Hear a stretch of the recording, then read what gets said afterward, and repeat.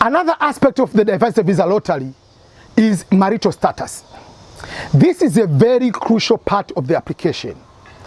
In the DV lottery application, there is a place which is written your marital status. Marital status can be unmarried, married. You can be married, your spouse is an American citizen or green card holder. If your spouse is an American citizen or green card holder, there is no need to add the information of your spouse, because your spouse doesn't need to get another green card or to become again an American citizen. But if your spouse, you say you are married and your spouse is not American citizen or green card holder, whether that your spouse is planning to come or not to come, you have to include the date of birth of your spouse, the gender of your spouse, the photo of your spouse. You have to include that information. It's a very critical part. You can have the divorce, you don't need to add the information, but when you win, you need to have the information about the divorce.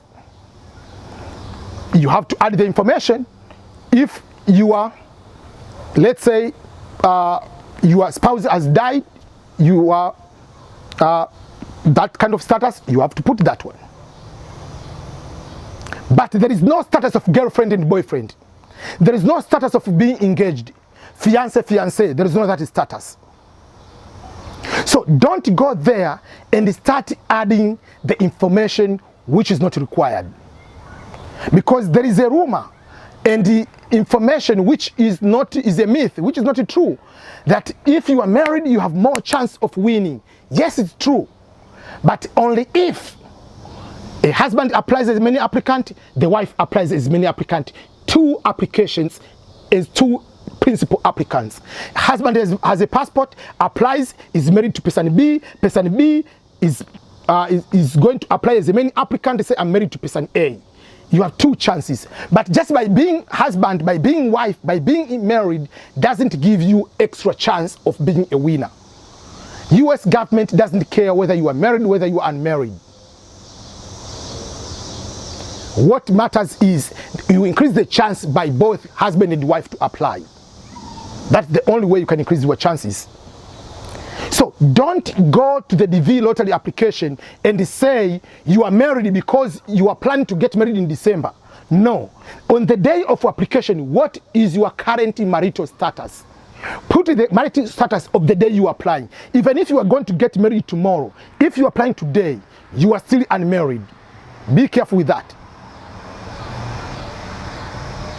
Don't go and tell your girlfriend, I'm married to you, and you are married to me, so that you can increase the chances.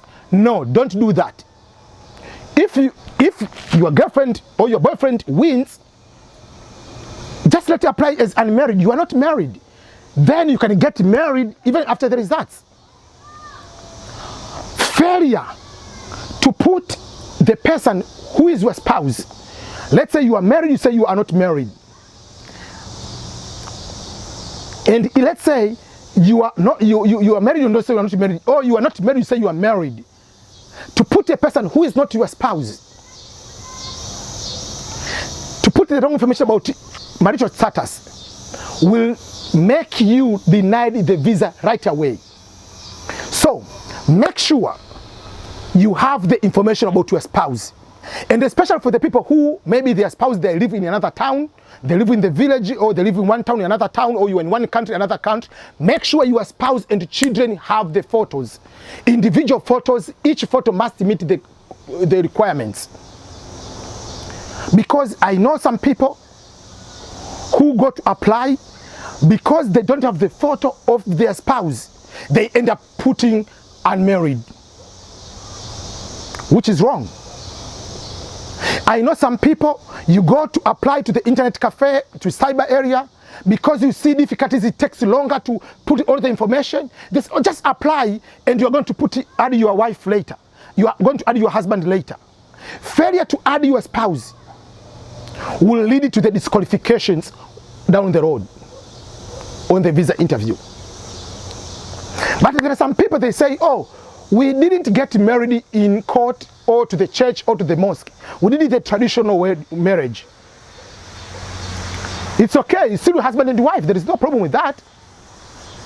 You still have to put your wife, you still have to put your husband, but you have to get the marriage certificate from your government once you win, because the US government will not give you the visa as husband and wife, or when the Kentucky Consular Center KCC requests for the documentation, they need to have the marriage certificate, not the photo of you and the traditional chief drinking Fanta or Coca-Cola and the traditional African beer that, oh, you're just dancing, that's a wedding. They don't care about the traditional African dancing or wedding.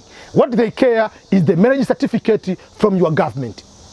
Yes, if you got married 10 years ago on the traditional marriage, you got today to get the marriage license or marriage certificate, the marriage certificate will have the today's date. There is no problem with that. Don't try to forge and backdate you got married all those 10 years ago. No, put the date to today, but you show the evidences that you got married 5 years ago or 10 years ago. There is no problem with that. Let's go to the people who are married in a traditional way or through mosque. You have more than one wife. In Kenya, you are allowed to have more than one wife. You have 4, 3, 2 wives, whatever you have.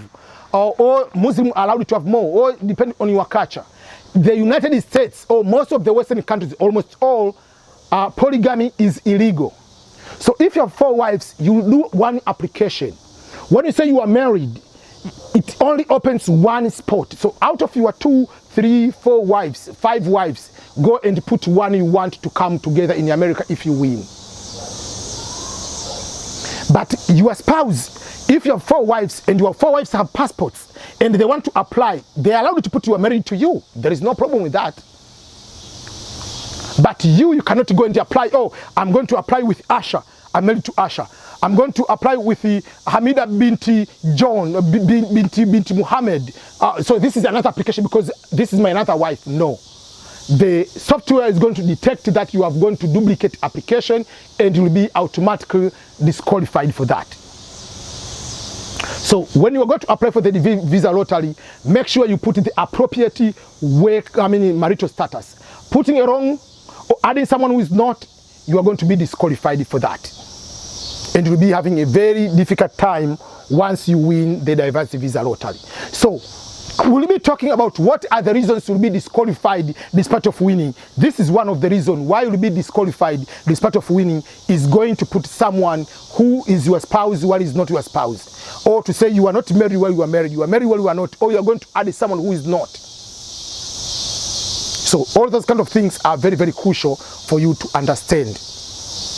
But if today you are single and you get married after the application for the DV lottery, you get married after the DV lottery results come out and you find out you have won, there is no problem.